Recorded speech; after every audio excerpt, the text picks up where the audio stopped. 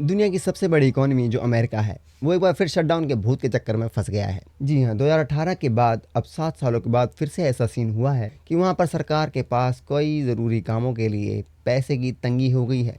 अभी शटडाउन का चक्कर क्या है और हमारे लिए क्यों मायने रखता है, इसे मैं तुम्हें साधारण भाषा में समझाने का प्रयास करता हूँ। ठीक ठाक समझने के लिए आपको वीडियो को अंत तक देखना पड़ेगा, तो अंत तक देखिएगा। सीधे सीधे समझिए, अमेरिका में शटडाउन का मतलब है कि सरकार के पास कुछ कामों के लिए पैसे नहीं है, यानी कि कई सरकारी दफ्तर बंद हो सकते हैं, कर्मचारी घर भेज दिए जाते हैं और कुछ सेवाएं ठप हो जाती हैं। अब ये समझने के लिए पहले थोड़ा भारत से जोड़ कर देखते हैं ताकि आपको थोड़ा समझ में आए। हमारे यहाँ फाइनेंशियल ईयर 1 अप्रैल से 31 मार्च तक चलता है। सरकार फरवरी में बजट लाती है, लोकसभा में पेश करती है, उसके बाद बहस होती है और फिर पास हो जाता है। अगर पास नहीं हुआ तो सरकार गिर सकती है। लेकिन अमेरिका में सिस्टम थोड़ा सा अलग है। वहाँ फाइनेंशियल ईयर 1 अक्टूबर से शुरू होता है, मतलब 1 अक्टूबर से 30 सितंबर तक, और जो भी बजट पास होता है इसी के बीच के लिए होता है। अगर बजट पास नहीं हुआ तो कुछ सरकारी काम वहाँ पर रुक जाते हैं। अब हमारे यहाँ लोकसभा में बहुमत वाली पार्टी बजट पास करा लेती है और राज्यसभा में जैसे तैसे बहस करके पास हो जाता है। लेकिन अमेरिका में वहाँ हाउस ऑफ रिप्रेजेंटेटिव जो हमारी लोकसभा जैसा होता है और सीनेट जो हमारी राज्यसभा जैसा होता है, दोनों को बजट पास करना होता है। और सीनेट में तो 100 में से 60 वोट चाहिए होते हैं किसी भी बजट या बिल को पास करने के, यानी बहुमत से ज़्यादा। अब ये बजट क्यों अटका है?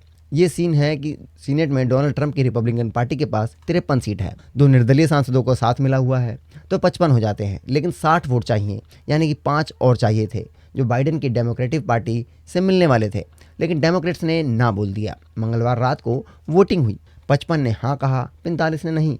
बस यही बजट अटक गया और शटडाउन शुरू हो गया। ट्रंप और बाइडेन का झगड़ा ये है कि ये दोनों पार्टियां एक दूसरे पर कीचड़ उछाल रही हैं। ट्रंप ये चिल्ला रहे हैं, देखो भैया हम तो बजट पास करना चाह रहे थे, लेकिन ये डेमोक्रेट्स ने अड़ंगा डाल दिया है।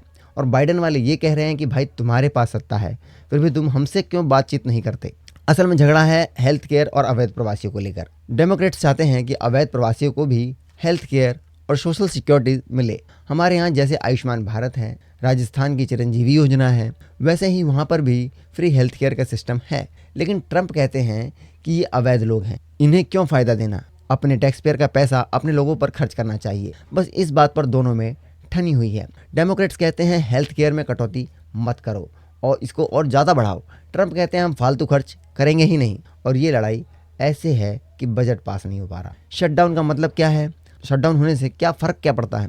वहाँ की ज़रूरी सेवाएं जैसे कि सेना, health care, air traffic control तो चलते रहते हैं, लेकिन पार्क, म्यूजियम, आर्कियोलॉजी डिपार्टमेंट और कई सरकारी ऑफिस बंद हो जाते हैं। लाखों कर्मचारियों को बिना सैलरी के घर भेज दिया जाता है। कुछ को तनख्वाह मिलती है लेकिन काम करने के लिए मना किया जाता है, कुछ को तो नौकरी से ही निकाल दिया जाता है। डिफेंस, जस्टिस, ट्रेजरी, एग्रीकल्चर जैसे कई डिपार्टमेंट में काम रुक जाता है।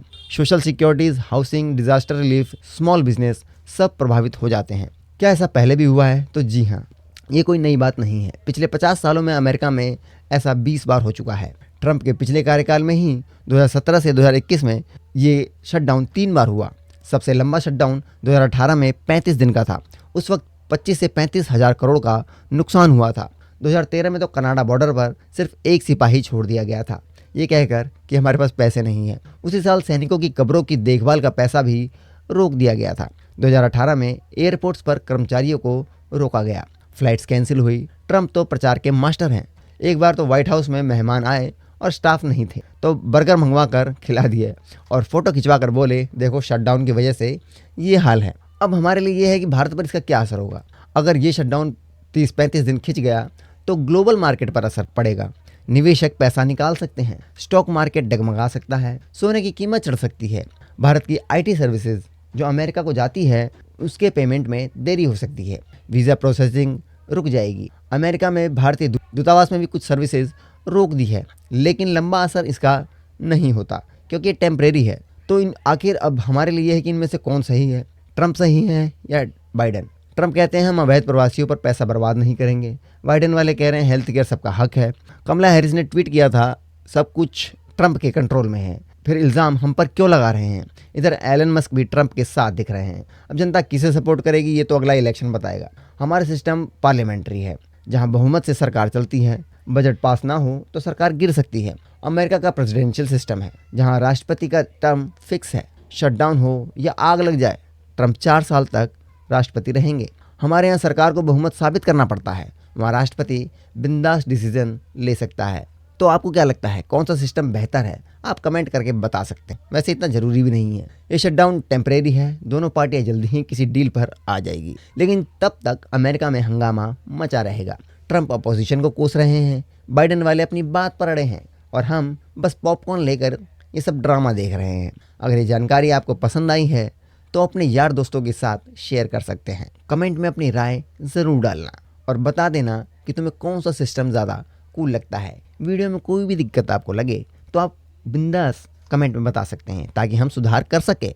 बाकी आप बिंदास रहो और सच्चाई को सपोर्ट करते रहो। नमस्कार।